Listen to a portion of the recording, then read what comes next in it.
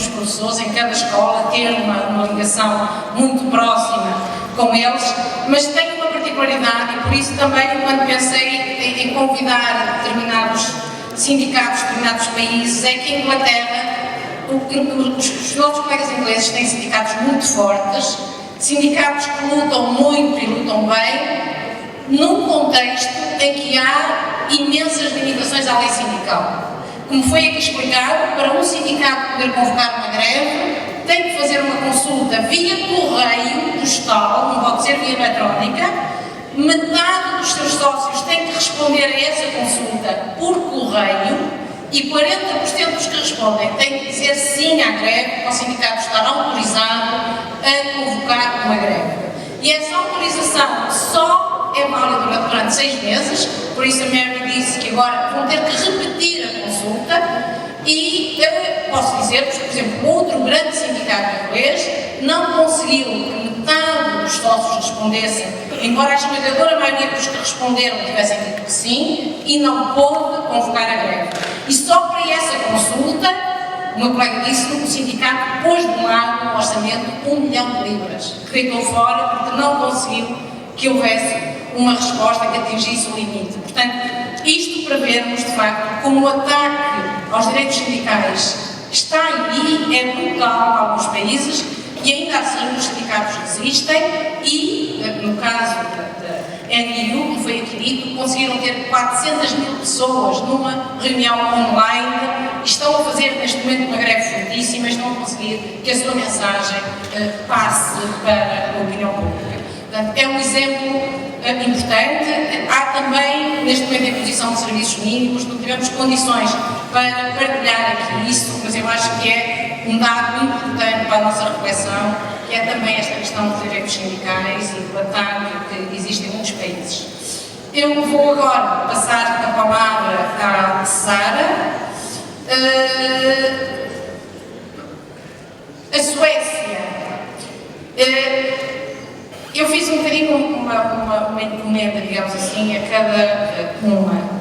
E no caso da Sara Svanlund, ela é dirigente do sindicato sueco, que foi um país que fez uma reforma de municipalização nos anos 90.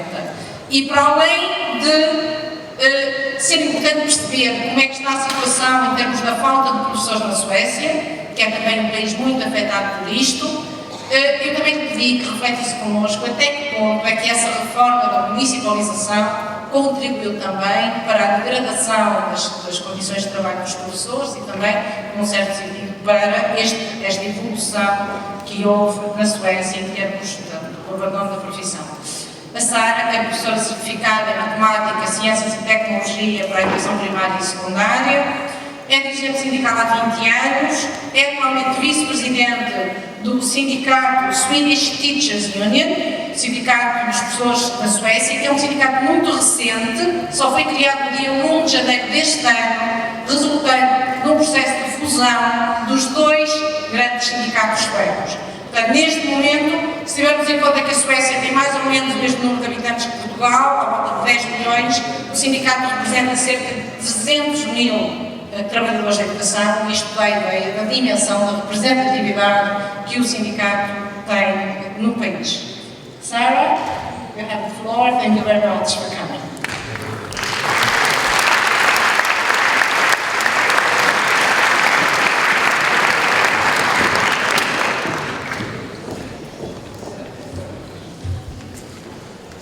Thank you. I'm very pleased to be here among teacher friends, because I believe that we have more in common than we have differences, and we should be able to support each other in better conditions for the teachers. Thank you for inviting me to speak and give my view of development of Swedish school system and how it is impacted on the teaching profession. My short presentation will focus on the following topics.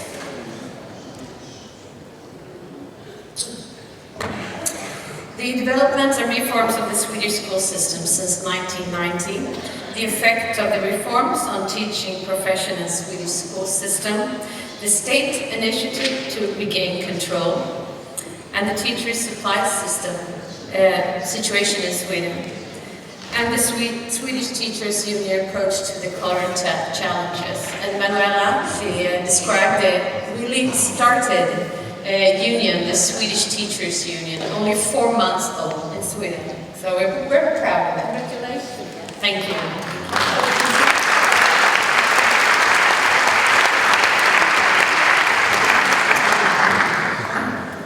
This is an illustration that gives you a short, comprehensive overview of the Swedish education system.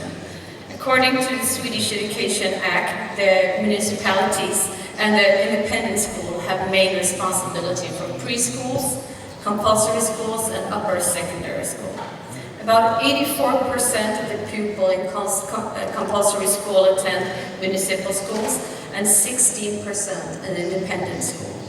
In the upper secondary school, about 30% attend an independent school. The municipalities have responsibility for adult education, but often employ private education providers, companies, for the tuition. The state remains responsibility for the university and the university college, including initial teacher education. Through there are a couple of private university colleges as well.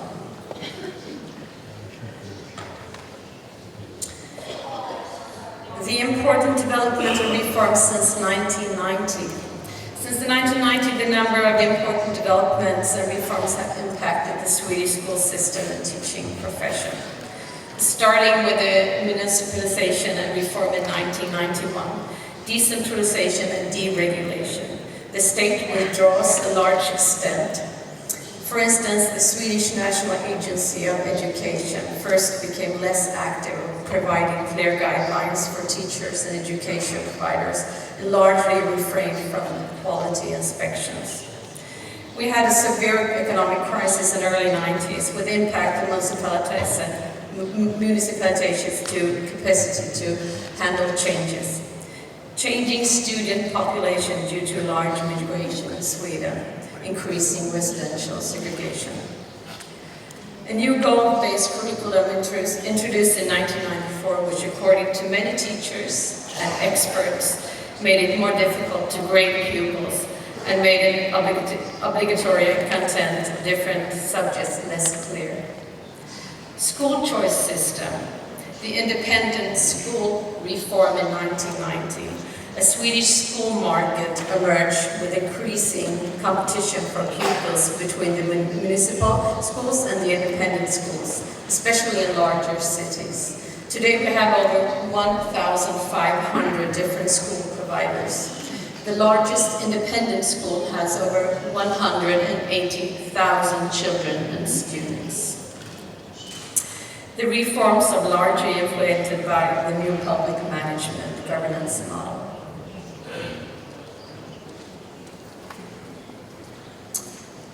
So how did this affect the Swedish school system? The developments and reform that I mentioned have had a varied degrees negative effect on the teacher professions and Swedish school system. The result is a weakened and fragmented school system and a loss of teacher autonomy. After 1991, the most state regulation of teachers' work, salary, professional development ended. 290 municipalities took over responsibility. The teacher's salary development declined compared to professions of similar education level. The teacher autonomy weakens and working condition worse due to NPM and shortcoming of resource allocation. Inadequate capacity and accountability among the many educational providers. Increasing shortage of qualified teachers. Increasing school segregation and school market competition, and decreasing Swedish results in international tests like PISA and TIMSS. You can see there in the figure, it shows the salary development in Swedish in 1996 to 2021 compared to a mean salary in the Swedish population. It's a straight line. The blue line are preschool teachers, the red line is compulsory teachers, and the black line, the upper secondary teachers. However, the last decade, teachers' pay considerably, initiated through the 2012 collective agreement, which stated that teachers should be given a greater percentage than the industry, 4% compared to 2%. It has continued to increase the results of career post reform and the teacher salary boost.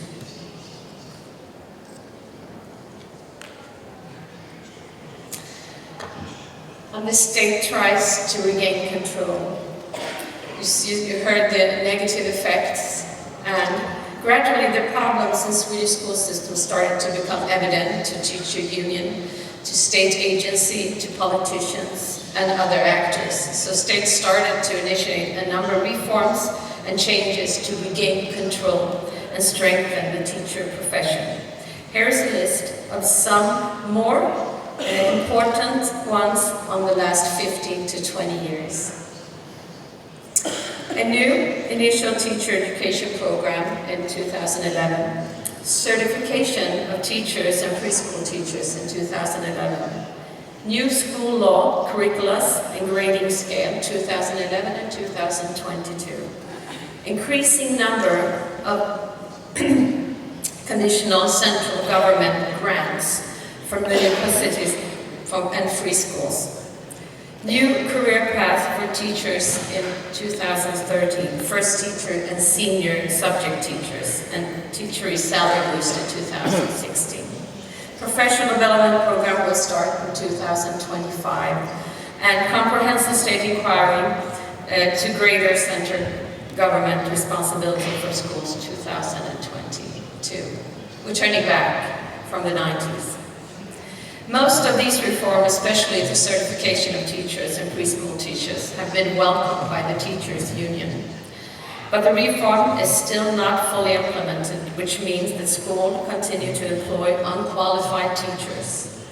In 2021, only 72% of municipal schools teachers and 24% of independent school teachers in compulsory school were certified. The reforms have not altered the fundamental problems of the overly decentralized school system with an unclear chain of command, the negative competition between schools, and the problem of school segregation. The teacher supply situation.